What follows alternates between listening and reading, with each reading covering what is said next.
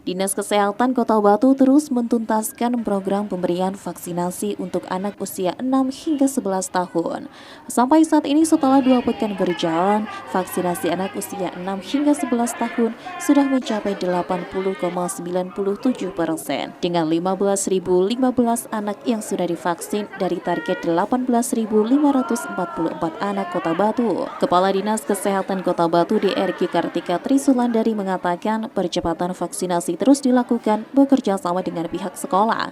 Hanya saja meski sudah dilakukan, masih ada kendala yang dihadapi oleh tim vaksinasi dengan adanya penolakan dari orang tua calon peserta vaksin. Meski begitu, Kadinkes berjanji akan terus melakukan sosialisasi dan edukasi kepada orang tua yang menolak anaknya untuk divaksin, agar program vaksinasi anak bisa tuntas 100%. Vaksinasi anak sekarang sudah berapa persen, dokter?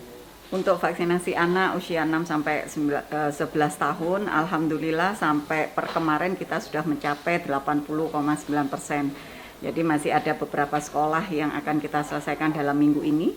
Semoga bisa selesai semua, artinya nanti yang tertinggal memang karena ada alasan kesehatan atau karena ada jarak dari vaksinasi yang diperoleh sebelumnya. Dokter, ada kendala nggak selama pelaksanaan vaksinasi anak? Iya, ada beberapa kendala kecil sih karena ada sedikit penolakan dari beberapa orang tua murid.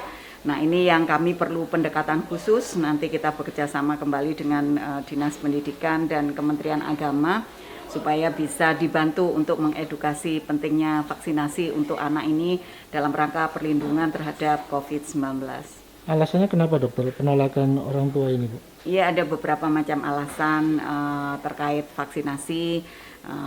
Ya seperti biasanya ada alasan kesehatan, kemudian ada alasan penolakan yang mungkin tidak bisa dijelaskan secara rinci ya.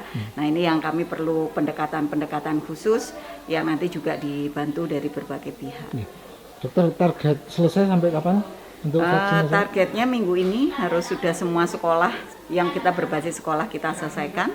Tetapi nanti jika ada yang karena ada anak usia 6 tahun yang ada di TK yang belum masuk SD, ini kita bisa lakukan nanti secara reguler di puskesmas, dan kalau sudah ada datanya yang beberapa sekolah kita bisa lakukan di sekolah.